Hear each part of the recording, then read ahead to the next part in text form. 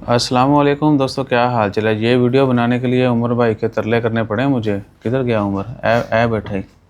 ठीक है, इन्हों बार बार कहना पे आया कि बंद कर ले मोबाइल, मैंने वीडियो बना लें दे। और ये रिपीटिंग न्यूज़ है ओमान वीज़ा बैन के हवाले से। आज 1 सितंबर 2024 और दिन है आज इतवार का।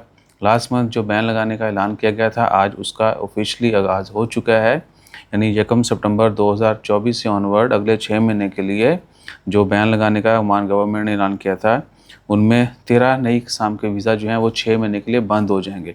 पहले आपने ख़बर को प्रॉपर समझ लेना है, पहले भी एक्सप्लेन किया था, उसके बावजूद लोगों ने फिर वही यानी सवाल पूरा वीडियो नहीं देखते, समझते नहीं, लेकिन सवाल जो है ना फौरी।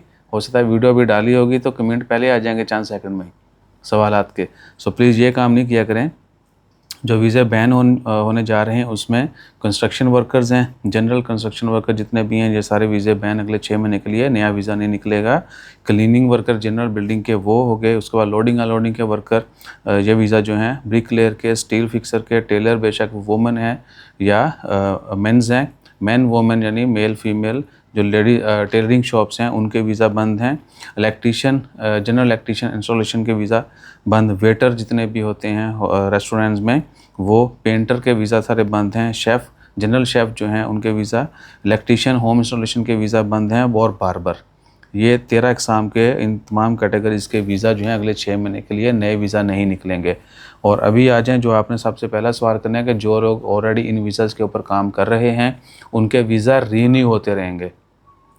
ठीक है, जो लोग ऑलरेडी इन वीज़ाज़ के ऊपर काम कर रहे हैं उनके वीज़ा रीन्यू होते रहेंगे।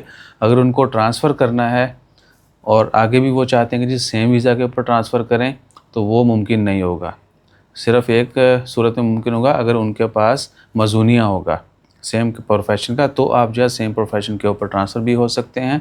कैंसिल करके अगर आप जाएंगे तो भी अगर किसी के पास मज़ूनिया है तो उसका वीज़ा निकलेगा, अदरवाइज़ फ्रेश वीज़ा नहीं अप्लाई होगा। मज़ूनिया नहीं मिलेगा तो वीज़ा भी नहीं निकलेगा। ठीक है जी।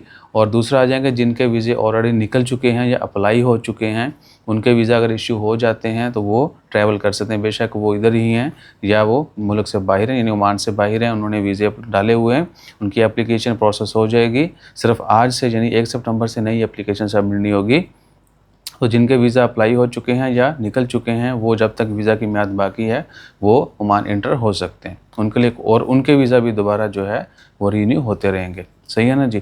बाकी अगर आपको और भी जानना है तो नीचे यूट्यूब की वीडियो डिस्क्रिप्शन में एक लिंक है, उसके ऊपर इनके अलावा जो पहले से वीज़ा बैन है 200 से ज़्यादा इक़साम के, वो लिस्ट भी है, आप वो लिस्ट भी देख सकते हैं।